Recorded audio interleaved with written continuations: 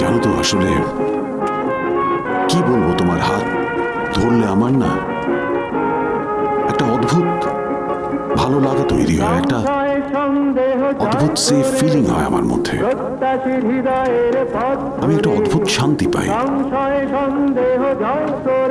সেটা এমনিও পাই, হাত না ধরেও পাই, কিন্তু তোমায় ছুলে কি যেন হয় আমার মনের মধ্যে, একটা অদ্ভুত অদ্ভুত অনুভূতি, অদ্ভুত শান্তি, অদ্ভুত ভালো লাগা, সেটা আর কিছুতে আমি পাই না। মনে হয় আমি পৃথিবীর শ্রেষ্ঠ মানুষ, আমি পৃথিবীর শ্রেষ্ঠ উপহার পেয়েছি। নিজেকে ঈশ্বরের আশীর্বাদ ধন্য মনে হয়। মনে হয় ঈশ্বর যেন তোমাকে আমার কাছে শ্রেষ্ঠ উপহার হিসেবে পাঠিয়েছে।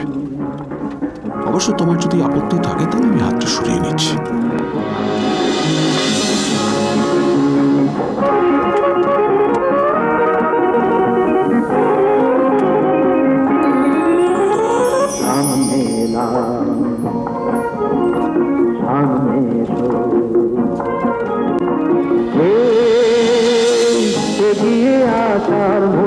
পেলাম তাই সামনে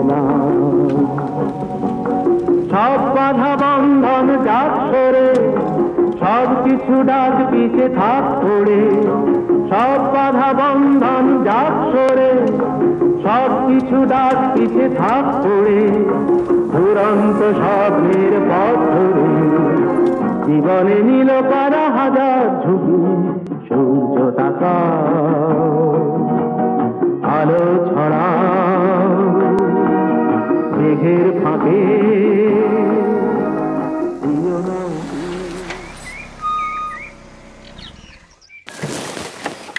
এসো,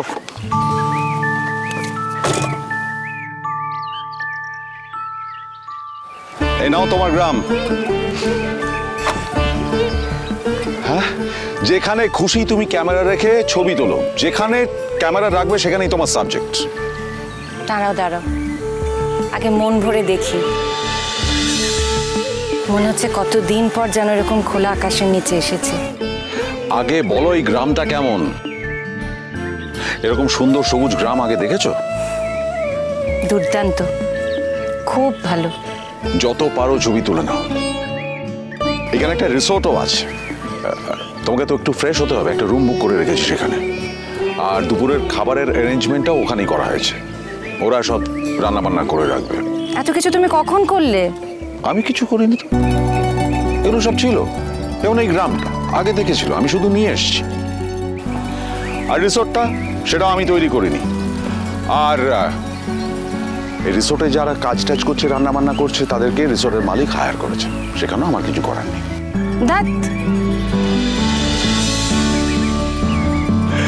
নাও রেডি? দাঁড়াও একটু ভালো করে দেখি। রেডি মানে? শোনো, হাতে কিন্তু বেশি সময় নেই, আমাদের আস্তে আস্তে অনেকটা দেরি হয়ে গেছে। তোমার সাবজেক্ট হচ্ছে গ্রাম, বাংলার গ্রাম, ভিলেজ। শোনো, গ্রামের তো অনেকেই ছবি তোলে, কিন্তু তুমি গ্রামের কোন অ্যাঙ্গেলটা ধরবে, কোন আসপেক্টটা ধরবে, সেটা তোমার ব্যাপার। চিরসখা সোম থেকে রবি প্রতিদিন রাত ৯টায় স্টার জলসায় ও জিও হটস্টারে।